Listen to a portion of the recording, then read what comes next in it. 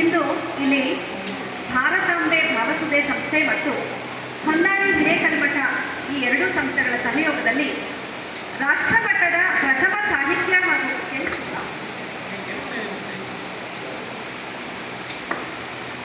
ರಾಷ್ಟ್ರಮಟ್ಟದ ಪ್ರಥಮ ಸಾಹಿತ್ಯ ಹಾಗೂ ಸಾಂಸ್ಕೃತಿಕ ಸಮ್ಮೇಳನವನ್ನು ಇಂದು ಆಯೋಜಿಸಲಾಗಿದೆ.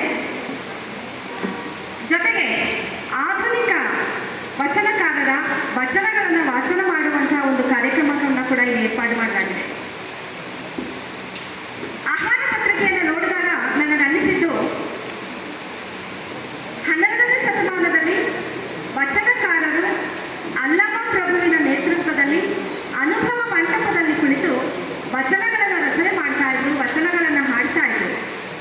ಆದರೆ ಇವತ್ತು ಈ ಹಿರೇಕಲ್ಮಠದ ಈ ವೇದಿಕೆಯಲ್ಲಿ ಈ ಮಠದ ಪೂಜ್ಯ ಗುರುಗಳಾದ ಈ ಕಾರ್ಯಕ್ರಮದ ದಿವ್ಯ ಸಾನ್ನಿಧ್ಯವನ್ನು ವಹಿಸಿ ಈಗಷ್ಟೇ ಇಲ್ಲಿಂದ ತೆರಳಿರುವ ಪರಮ ಪೂಜ್ಯ ಶ್ರೀ ಶ್ರೀ ಶ್ರೀ ಶಸ್ತಲ ಬ್ರಹ್ಮ ಒಡೆಯರ್ ಚನ್ನಮಲ್ಲಿಕಾರ್ಜುನ ಶಿವಾಚಾರ್ಯ ಮಹಾಸ್ವಾಮಿಗಳು ತಮ್ಮ ಮುನ್ನೆಲೆಯಲ್ಲಿ ತಮ್ಮ ನೇತೃತ್ವದಲ್ಲಿ ಇಂತಹದೇ ಒಂದು ವಚನಗಳನ್ನು ವಾಚನ ಮಾಡುವಂತಹ ವಚನಗಳನ್ನು ರಚಿಸುವಂತಹ ಕಾರ್ಯಕ್ರಮಕ್ಕೆ ಒಂದು ಮುನ್ನುಡಿಯನ್ನು ಹಾಡಿ ಹೋಗಿದ್ದಾರೆ ಅಂತೇಳಿ ನನಗನ್ನಿಸ್ತಾ ಇದೆ.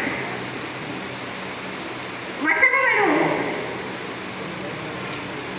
ಅಂದಿನ ಕಾಲದ ಜನರಿಗೆ ಒಂದು ಸಂಸ್ಕಾರವನ್ನು ನೀಡಿದ್ದು ಮಾತ್ರ ಅಲ್ಲ, ಅವರ ಮನಸ್ಸಿನಲ್ಲಿ ಒಂದು ರೀತಿಯ ಭದ್ರತೆಯನ್ನ, ಸುರಕ್ಷತೆಯ ಭಾವವನ್ನ ಕೂಡ ತುಂಬುವಂತ ಕೆಲಸವನ್ನ ಮಾಡಿತು.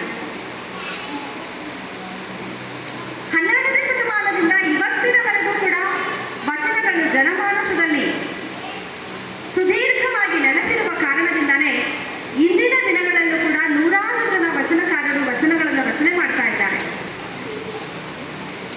ಅಂತಹ ವಚನಗಳನ್ನು ಆಯ್ಕೆ ಮಾಡಿ ವಾಚನ ಮಾಡುವಂತಹ ಒಂದು ಗೋಷ್ಠಿಯನ್ನು ಇಲ್ಲಿ ಏರ್ಪಾಡು ಮಾಡಲಾಗಿದೆ.